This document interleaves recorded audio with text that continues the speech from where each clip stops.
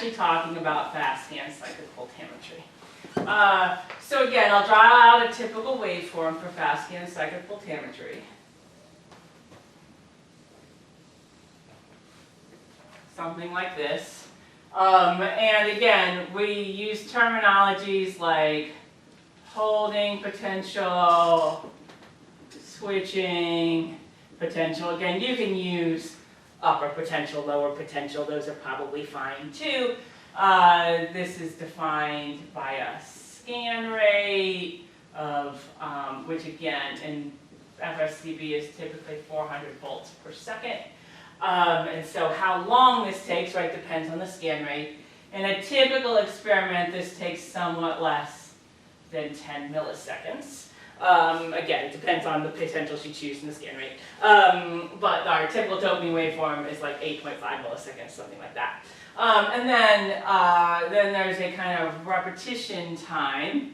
And typically for us, this is 100 milliseconds, which means we're going at a frequency of 10 hertz. So if this is about 10 milliseconds, then that means for about 90 milliseconds, this is really approximate 90 milliseconds, we are holding at the holding potential. And we almost never draw this to scale. In fact, I didn't think I drew it to scale today either. Right? You know, where it's a long thing and a long hold, and then I swipe up and a long hold.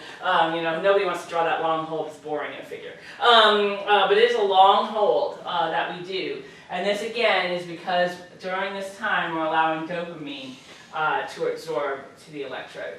So these are the kinds of parameters you can change. So you can change the holding potential, the switching potential. Maybe in a future video I'll talk about funky waveforms, you know, that don't exactly have this up-down shape. You know, you can change the frequency and you can change the scan rate. Those are our parameters. Okay, so while we're doing this, the first thing we always think about is the background. And so similar to any other experiment, as I'm ramping up and back very quickly, I have electrolyte in my solution.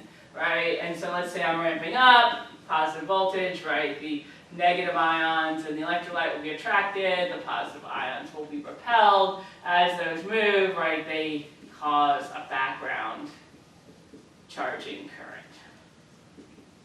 This is no different than any other electrode experiment, but there's a problem here. And our problem is that our background current now is large.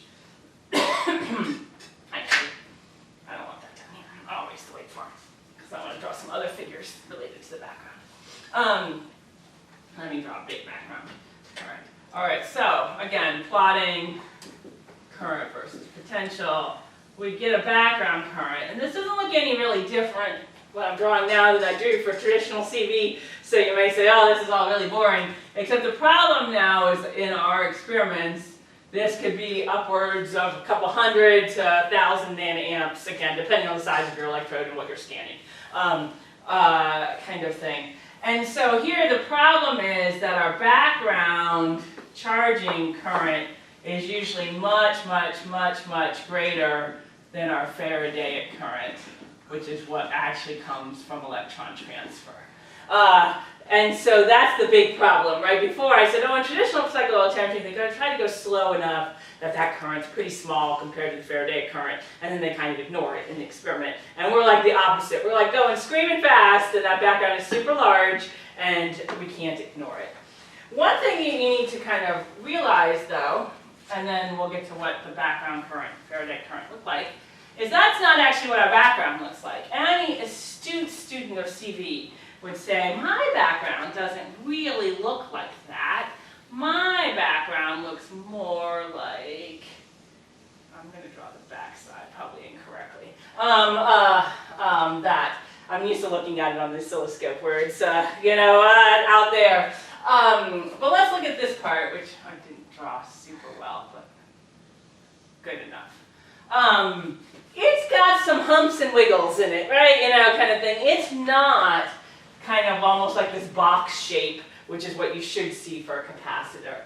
So we have some extra peaks. So some of these extra peaks, if you could imagine that the capacitor charging is something like this. And what we're really getting is some extra stuff on top of that. You know, so this is the shape that this would have been. So this peak, these peaks that we see typically on the outgoing direction are from redox reactions of surface oxygen groups. And there's a great paper, Whiteman and Greg McCarty, that kind of did XPS and figuring out which groups are kind of where in, you know, because you have quinones, you have, ketones and carbonyls, carboxylic acids, that kind of thing. These can oxidize. They oxidize at different potentials, and you get little humps and wiggles in different places from the background charging current. So, but it's useful to know this because if you go and change your electrode surface, like you oxidize it, you like oxygen plasma etch it, or do some other great treatment to make it have more oxygen groups, you're going to get more of these humps and wiggles. That's actually one sign that it worked. You know, ooh, I got like an enhanced peak here. I must have really done something, you know, to my electrode. This peak is kind of the bane of my existence. This one is very likely to be some water oxidation. Again, it's we do not go, I did this last lesson, we do not go over 1.5 because we know we start to oxidize a lot of water. But there's probably still like a little bit in there. This also is just due to sometimes instability of the surface at those high potentials. And so if you only go out to like 1.0, you'll get usually a very small peak. But if you go out to like 1.5, that peak will really be up there. It's kind of a problem because that peak also tends to have the most, again, wiggle is not maybe a scientific word, but as you change like a flow rate, as you know, an ion changes or something, that peak tends to change more than anything. And so if we get, we'll talk about background subtraction in a minute, but we often get more background subtraction errors at the switching potential than any other place. So be a little weary of what you see at the switching potential. Is it Faraday? Is it an error? We'll have to see. So theoretically, this background current is the same for the same electrode and the same voltammetry conditions every time. And so if this is the same for every scan, then we should be able to subtract out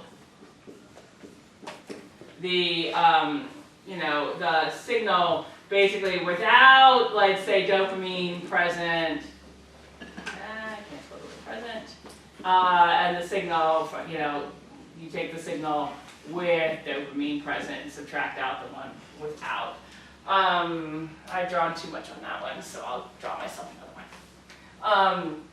And so background subtraction, if we were to draw it in kind of things, let me draw my background. I'm terrible at drawing the backside. Kind of thing. So that would be the background, right? And what happens when we add in dopamine? We see something like that. So this is, again, with dopamine. And quite frankly, that's about probably more dramatic than it actually is. With 1 micromolar dopamine, it's just a tiny little thing over the background.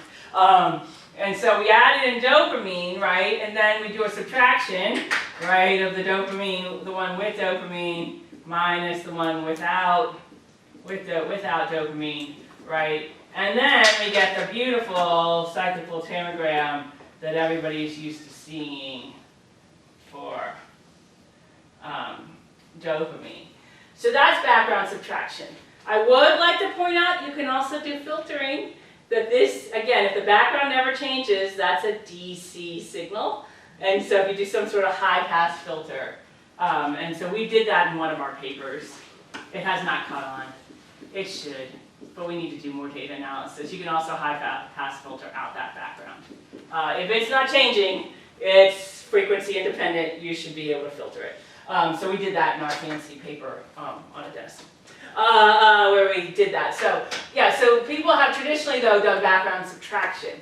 And so I always want to point out, like whenever a new collaborator comes and asks me, do you want to work on this project? I always say, do you have a fast change that you want to look at? Because FSCV is inherently good at looking at fast changes. Because we do background subtraction, it means we are not good at looking at basal levels. Or we are not good at looking at 24 hours, that kind of thing. Because the reality is, Whiteman's group figured it out. Practically, the scan should be the same every time. The practical limit to this is about 90 seconds. Meaning that signal stays the same for about 90 seconds. We get things called electrode drift, where the surface of the carbon will change, that'll slightly change the background, etc., etc. So practically, he did that in vivo. He found he could maybe do a subtraction and look at about 90 seconds worth of data. It's not hours, right? So if you say, I want to see how something changes with circadian rhythms, like on a 24-hour cycle, I'm like, that's not a good FSCV experiment. That's a wonderful experiment. It's just not good for my technique. If you want to see how something changes when you give a stimulation and it's going to last 5 seconds, now we're in business, right? And so it's really important that you always design your experiments well to fit your technique. And so I'm always looking, when we're looking at new experiments, is this going to fit my technique? And my technique is good at looking at fast changes, as far as that goes. Okay, so this is the shape of the CV and what it looks like. And next, in the next part, I'll talk about the shape of the CV a little bit.